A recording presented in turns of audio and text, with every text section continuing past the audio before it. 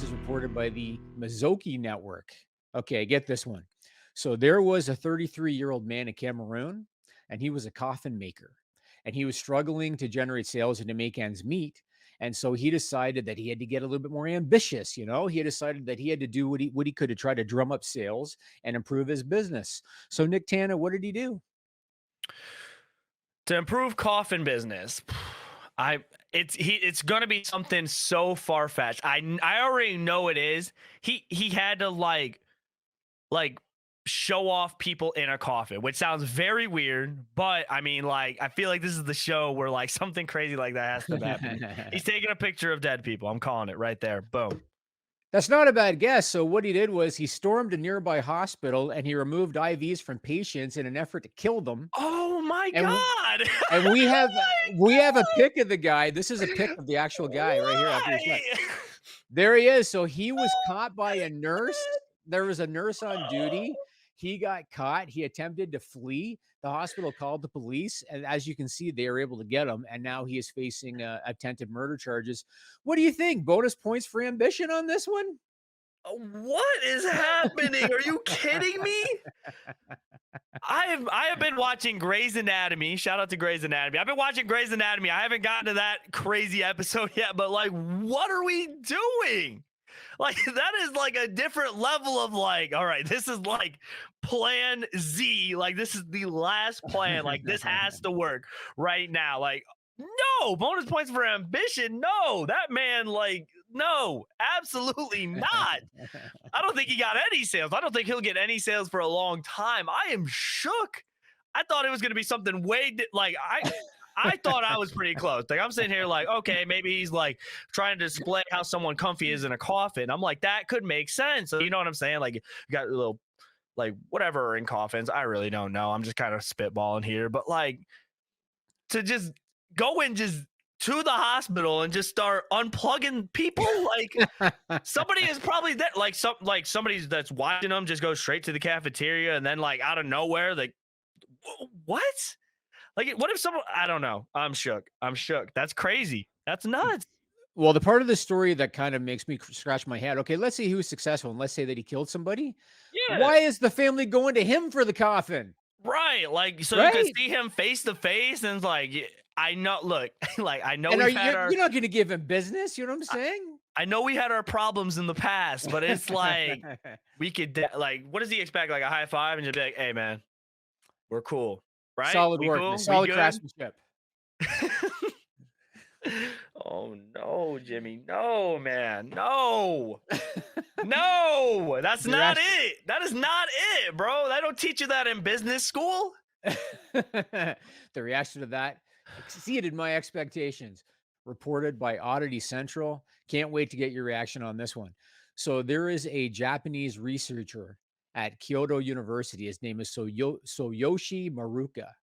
And one day, a student brought 50 gypsy moth larvae into the lab and gave them to Mr. Maruka as a gift. Mhm. He didn't know what to do with these gypsy larvae, these gypsy moth larvae, but he decided, well, I might as well keep them alive. So he kept them. They turned into caterpillars.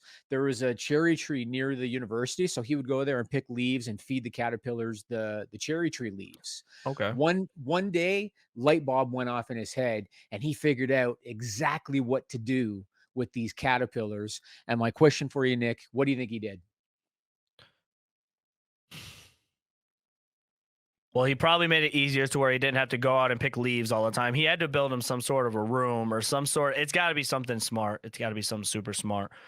Shout outs to him for taking care of him though. And like, you know what I'm saying? It was his responsibility to like take this as a gift and he took care of them. So shout outs to him for that. But what did he do? What did he do to take care of these guys? He decided to brew tea out of caterpillar shit. And we got pics. Check this out. These pics right here. So one day while cleaning up the droppings, he noticed a pleasant smell, a pleasant fragrance. And he said that it immediately inspired him to brew the caterpillar poop into tea. He calls it Chu Hai Cha tea. He's experimented with about 40 different types of plants, 20 insects and larvae so far. He did a crowdfunding campaign to commercialize the tea, and he has surpassed 3 million yen, which is about 23,000 US dollars. What do you think, Nick? Would you be a customer for Caterpillar poop tea? No. No, I'm surprised that you said that. He's like, the poop just smelled like it just had a great smell. Like, I can't remember the last time I pooped personally, and I was like, oh yeah, that's a good smell. But like, that's some smart stuff. And then he used that to take care of the, like, that's smart. That's smart, but not the answer I wanted to. I don't know what's worse than like that was kind of like a heartwarming story, but then it was like poop tea, and it's like, if that's what they're into. That's what they're into. I've had my weird like meal mixes before too, but are you gonna get yourself some poop tea? I'm not a tea guy anyway. I'm like, I'm a coffee guy and a beer guy, not so much a tea guy. So I'm not the one to answer. My wife is a tea girl, but something tells me, I told her this story the other day, and the look on her face told me she's not going to be drinking any Caterpillar shit tea. No, that caterpillar poop looked awfully strange too. Like, but like, hey, if it works, it works. That's some next level stuff. I mean, I'd like to know, how fragrant was it? So I understand he fed them cherry tree leaves. I get it. But Yeah. Caterpillar shit, it's got to be like, like tiny little ball bearing type size stuff. Like, how fragrant could it be? You know what I mean? How do you this is I already got the sauce for you. This is why we did it. He had to have been pre-collecting this, because like you said, it's this small. Like, we're talking like put under a microscope type small. So you have to probably like put 30 of them in that bottle like he did, and then eventually he probably got a smell from it, because there's no way you're finding that. Sorry about that. You're finding that inside. You're finding that and just smelling it right away. You had to have had so much of it that you finally got a whiff of it. So that's what I'm guessing. He put it all in a jar, preloaded. For some weird reason, he was collecting it. He might have had some sort of theory or hypothesis, and then he just took a Smith. And he's like, hey.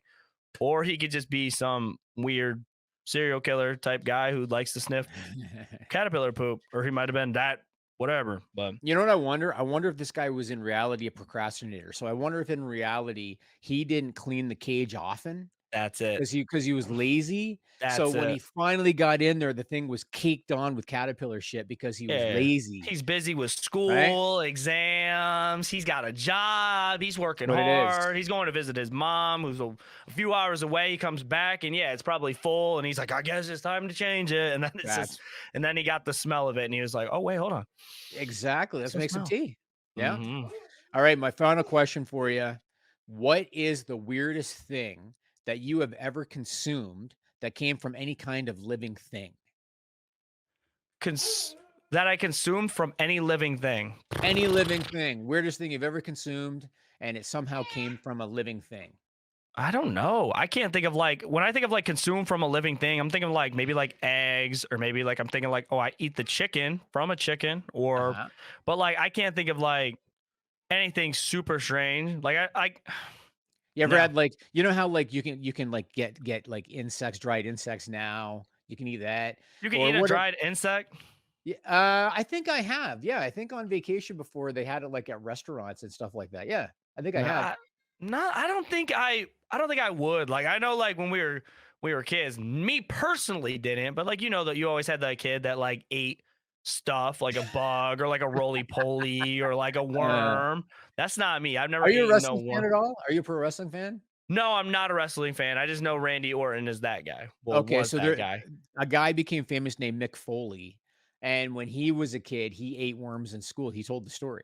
Okay. So that it really does happen. Do you know what head cheese is? Have you ever heard of head cheese? Not head cheese. My dad used to eat head cheese on crackers. What it is it is the inside of the cow skull that they scrape out.